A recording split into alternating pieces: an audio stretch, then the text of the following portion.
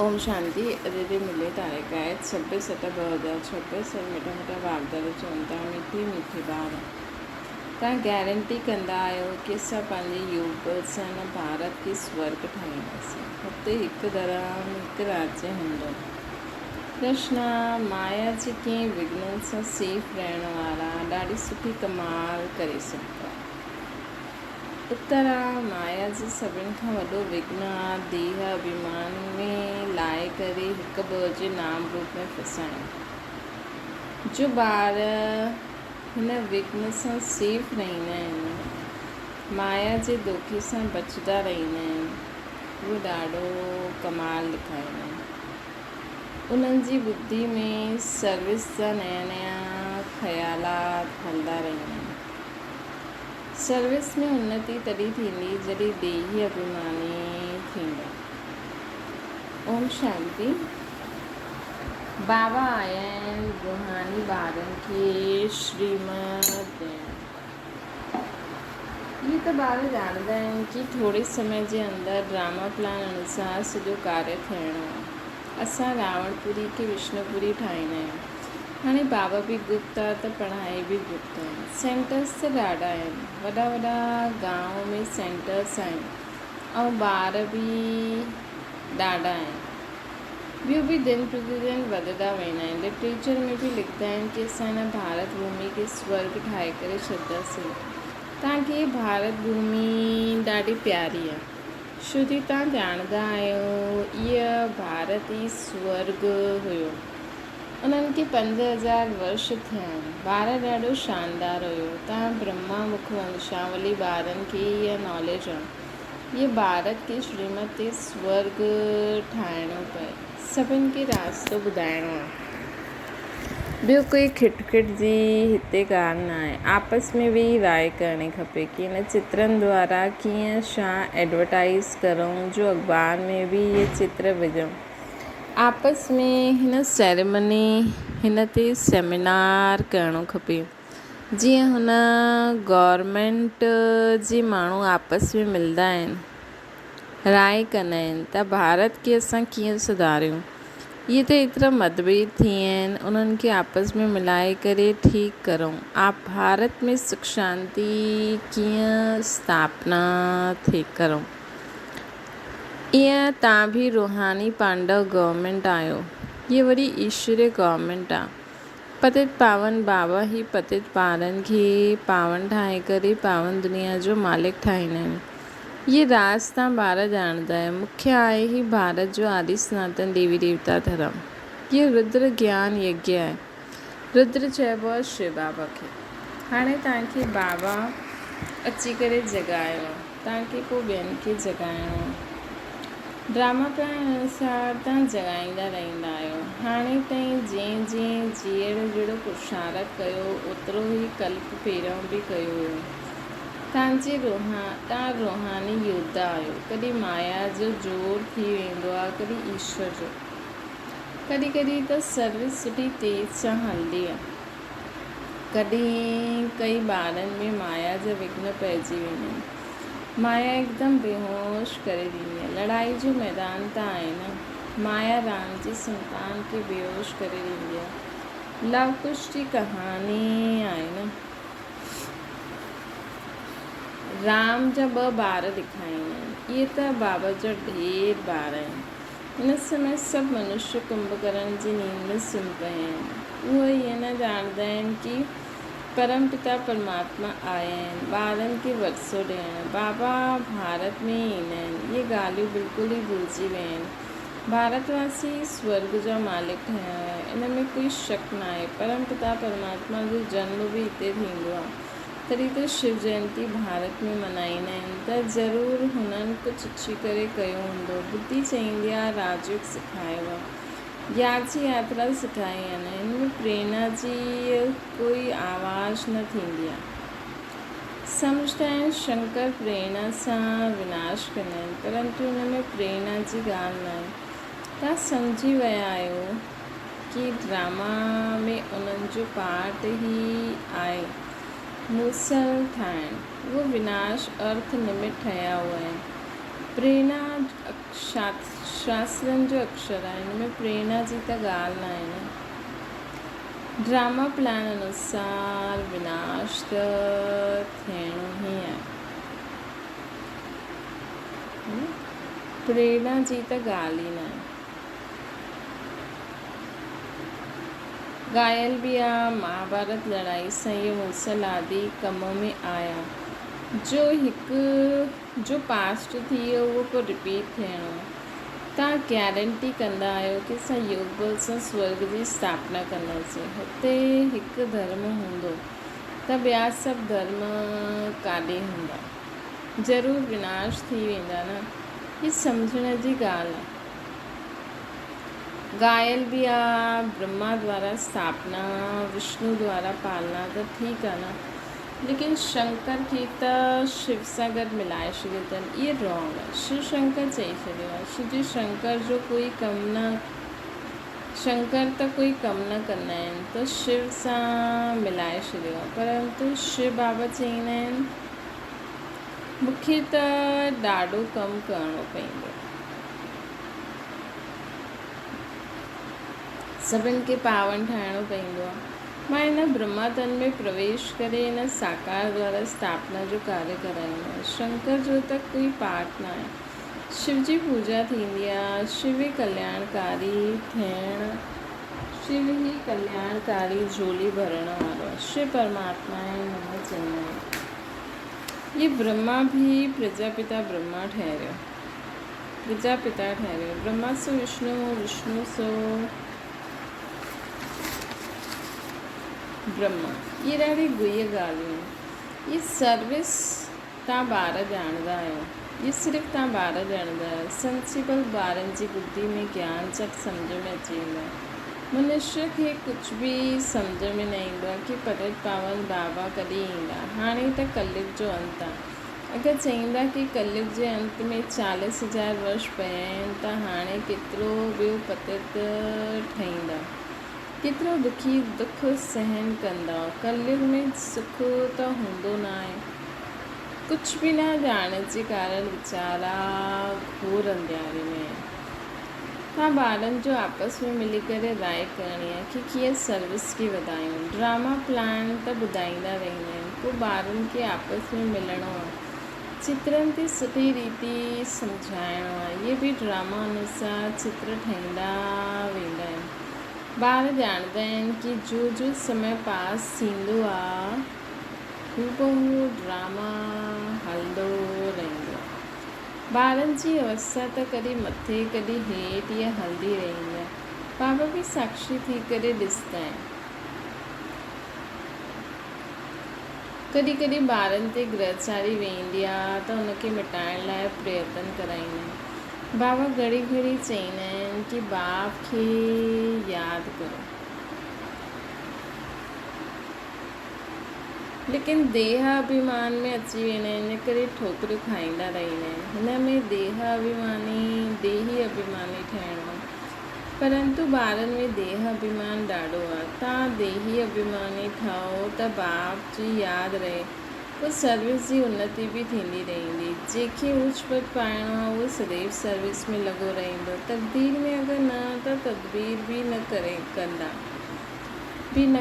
ख़ुदि चईंदा आहिनि कि बाबा असांखे धारणा न थींदी आहे, बुद्धि में न वेंदो आहे। धारणा अगरि न थींदी आहे त ख़ुशी बि न रहंदी। जंहिंखे धारणा थींदी आहे न उहो ख़ुशि बि रहंदा आहिनि। सम्झंदा आहिनि कि शिव बाबा आया आहिनि। बाबा सम्झाईंदा आहिनि ॿार तव्हां सुठी रीति सम्झी करे पोइ ॿियनि खे बि सम्झायो। कोई त सर्विस में लॻी वेंदो आहे, पुरुषारत कंदा रहंदा आहिनि। तव्हां ॿार ॼाणंदा आहियो कि जो सेकेंड बीतंदो आहे उहो ड्रामा में नूंद पोइ ईअं ई रिपीट थींदो, 1 साल ताईं हूंदो रहंदो। मतिलबु हाणे 1 सेकेंड अगरि असां ॾाढो ख़ुशि, उहो सेकेंड असां ॾाढो अतीन्द्रिय सुख जो अनुभव कयो, ॾाढी सुठी अनुभूति कई, त उहो 1 साल ताईं अतीन्द्रिय त न रहंदो, पर उहा ख़ुशी रहंदी आहे।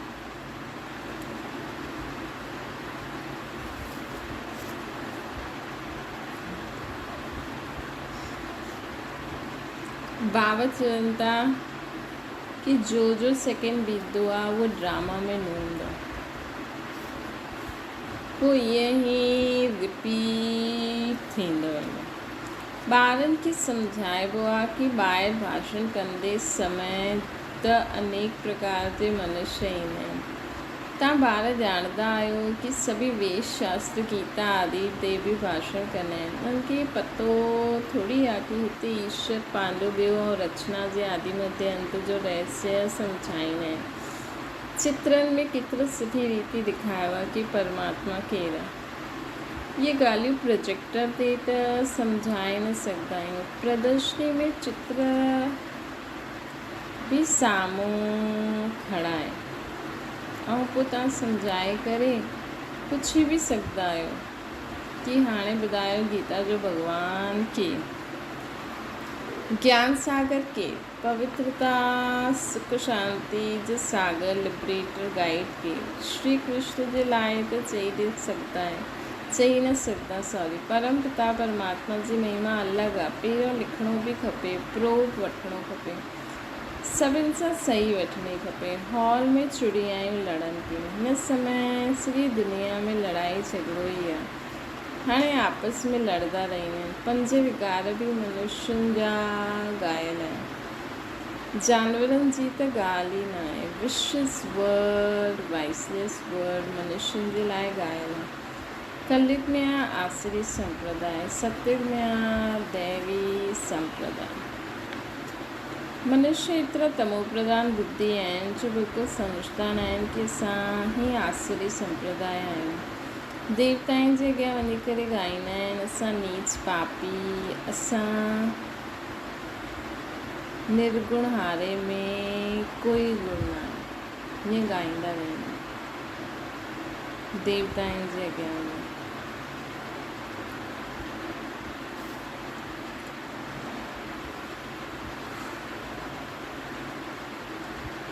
त तव्हां उन्हनि खे सिद्ध करे ॿुधाए सघंदा आहियो।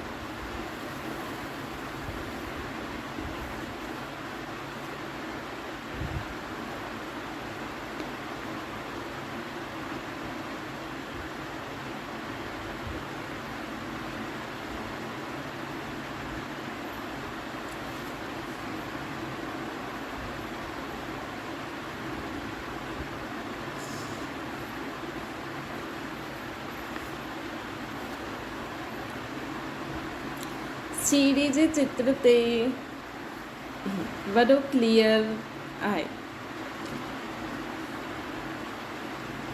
ॾेखारियो आहे कि कीअं चढ़ती कला पोइ उतरती कला आहे। भारतवासियुनि जे लाइ मुख्य सीढ़ी जो चित्र आहे। इहा आहे सभिनि खां सुठी चीज़। हिन चित्रनि ते ॾाढो सुठो सम्झाए सघंदा आहियूं। 84 जन्म पूरा करे पोइ पहिरियों नंबर जन्म वठिणो आहे, पोइ उतरती कला सां चढ़ती कला में अचिणो आहे। हर हिक जो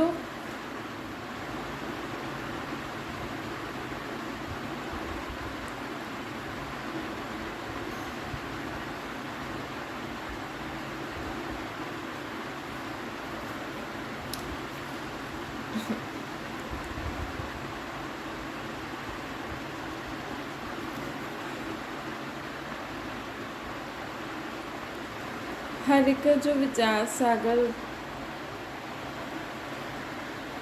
हलणो खपे कि सभिनि खे रास्तो कीअं ॿुधायूं। ख़्यालात न हलंदा त सर्विस कीअं कंदा। चित्रनि ते सम्झाइणु ॾाढो सहज हूंदो आहे। सतयुग खां पोइ सीढ़ी उतरणी आहे। ॿार ॼाणंदा आहिनि कि हाणे असां ट्रांसफर थियूं था, लेकिन सिधो सतयुग में न वेंदासीं। पहिरियों वञिणो आहे शांति धाम में। तव्हां ॼाणंदा असां पाठधारी आहियूं, बाक़ी तव्हां में बि नंबरवार आहिनि जो पंहिंजे खे पाठधारी सम्झंदा आहिनि।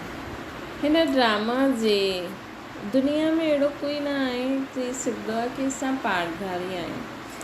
असां लिखंदा बि आहियूं कि हर हिकु मनुष्य मात्र हिन बेहद जे ड्रामा जे एक्टर्स हूंदे हुए बि ड्रामा जे मुख्य एक्टर्स, डायरेक्टर ऐं ड्रामा जे आदि मध्य अंत खे न ॼाणंदा आहिनि। त इहा थी वई बेसमझ। त उहा आहिनि बेसमझ, जो इहे न ॼाणंदा आहिनि उहे बेसमझ आहिनि। हिन हिन लिखण में कोई हर्जो न आहे, है न, कि मनुष्य मात्र ॿिए जे ड्रामा जा एक्टर्स हूंदे हुए बि इहे ॼाणंदा न आहिनि। हिकु कन सां ॿुधी ॿिए सां कढी छॾिणो खपे। Service service service.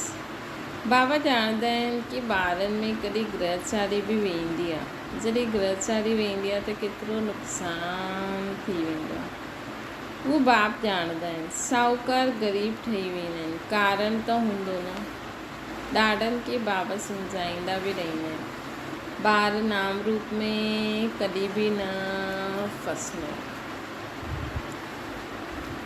न त माया अहिड़ी आहे जो नक सां पकड़े खॾे में डाल विझी छॾंदी आहे। माया ॾाढो दुख ॾींदी आहे। आशिक माशूक हिते न ठहिणो आहे। आशिक माशूक कोई विकार जे लाइ न ठहींदा आहिनि, ॿिया सिर्फ़ु रूप में फ़िदा थींदा आहिनि। तव्हां ॼाणंदा आहियो सेंटेंस ते बि अहिड़ा माया जा विघ्न ॾाढा पईंदा आहिनि, हिक ॿ जे नाम रूप में फसी वेंदा आहिनि। माया अहिड़ी प्रबल आहे जो माता माता जे रूप में, कन्या कन्या जे रूप में बि फसी वेंदी आहे। मनुष्य पुरुषार्थ कंदा आहिनि, माया हिकदमि पकड़े वेंदी। सभु आत्मा ई आहिनि। हिन करे बाबा सावधानी ॾींदा आहिनि कि ॿार माया ॾाढो फसाइण जी कोशिशि कंदी, लेकिन तव्हांखे फसणो न आहे। देह अभिमान में न अचिणो आहे। पंहिंजे खे आत्मा सम्झी बाप खे यादि करिणो आहे। माया जे धोखे सां बचंदा रहणो आहे। तव्हां ॿारनि खे बाबा गुलगुल फूल ठाहिणा आहे। तव्हां कहिड़ी ॻाल्हि में संशय न अचिणो खपे। अगरि दिलि में संशय आयो त सर्विस सुठी रीति न करे सघंदा। अंदरि गुटको खाईंदा रहंदा। हिमत रखणी खपे। टाइम ॾाढो थोरो आहे। बाबा जी मुरली ॿुधंदा त उत्साह में ईंदा। आत्म प्रकाश वार ठीक रीति चित्रनि तरफ़ अटेंशन ॾिए थो। बॉम्बे वारनि जो बि दिमाग़ में अचिणो खपे। मुख्य चित्र खे पहिरों ठाहिणो आहे। जांच करणी खपे। बाबा डायरेक्शन ॾींदा आहिनि कि कीअं चित्रनि में उन्नति थियणी खपे। ईअं कोई युक्ति रचो जो सीढ़ी जो चित्र एरोड्राम ते रखी सघो। ये चित्र ॾिसी करे सभु ख़ुशि थींदा। आख़िर सम्झंदा कि इन्हनि खे मत ॾियण वारो केरु आहे। त ॿारनि खे ॾाढो नशो चढ़णो खपे। अच्छा, मीठी मीठी सिके लॾे ॿारनि प्रति माता पिता बाप दादा जो यादि प्यार ऐं गुड मॉर्निंग। रूहानी बाप जी से सभिनी रूहानी ॿारनि खे नमस्ते। असांजी बि रूहानी माता पिता बाप दादा खे यादि प्यार गुड मॉर्निंग ऐं नमस्ते। धारणा जे लाइ मुख्य सार। तव्हां ॿार लड़ाई जे मैदान में आहियो। माया रावण सां तव्हांजी युद्ध आहे। माया ॾाढा विघ्न विझंदी आहे। ॿारनि खे ॾाढो सावधान रहणो खपे। ॿियो आहे, हर हिक खे पंहिंजी उन्नति जे लाइ वीचार करिणो। चित्रनि ते कीअं सम्झायूं, सर्विस कीअं वधायूं। चित्रनि में अहिड़ो छा विझूं जो मनुष्य सहज सम्झी वञे। वरदाना देह अभिमान जे त्याग वारा श्रेष्ठ भाग्य ठाहिण वारा सर्व सिद्धि स्वरूप है। देह अभिमान जो त्याग करण अर्थात देही अभिमानी ठहण सां बाप जे सर्व संबंधनि जो, सर्व शक्तियुनि जो अनुभव थींदो। ये अनुभव ई संगम युग जो श्रेष्ठ भाग्य आहे। विधाता द्वारा मिली हुई इन विधि खे अपनाइण सां वृद्धि बि थींदी ऐं सर्व सिद्धियूं बि प्राप्त थींदियूं। देहदारियुनि जे संबंध व स्नेह में त पंहिंजो ताज तख़्त, पंहिंजे असली स्वरूप सभु छॾियो, है न। त हाणे छा बाबा जे स्नेह में देह अभिमान जो त्याग न करे सघंदा आहियो। हिन त्याग सां सर्वभाग्य प्राप्त थींदो। स्लोगन आहे, क्रोध मुक्त ठहिणो आहे त स्वार्थ जे बजाय निस्वार्थ ठहो। इच्छाउनि जे रूप खे परिवर्तन करो। काथे काथे असांजी इच्छा ई क्रोध जो रूप ठही वेंदी आहे। अव्यक्त इशारो बाबा सां गॾु तव्हां सभिनि बि पंहिंजो वीड़ो ठाहियो आहे कि पवित्रता द्वारा असां प्रकृति खे बि पावन कंदासीं। त इहे संकल्प पूरो करण लाइ बाप दादा चाहींदा आहिनि कि विश्व जो हर हिकु ॿार पहिरियों लगाव मुक्त ठहे। चाहे साधना चाहे व्यक्ति, साधन के यूज़ करणो चीज़ आहे, लगाव अलॻि चीज़। साधननि खे यूज़ करणु अलॻि चीज़ आहे, लगाव अलॻि चीज़ आहे। त बाप दादा हर ॿार खे पहिरियों लगाव मुक्त ठाहिणु चाहींदा। मां लगाव मुक्त आत्मा आहियां, मुंहिंजो कंहिंसां बि लगाव न आहे। यूज़ करणो त आहे ई, संबंध निभाइणो त आहे ई, लेकिन उहा चीज़ न हुजे, उहो संबंधी न हुजे त असां हुनजे कारण विचलित न थियूं।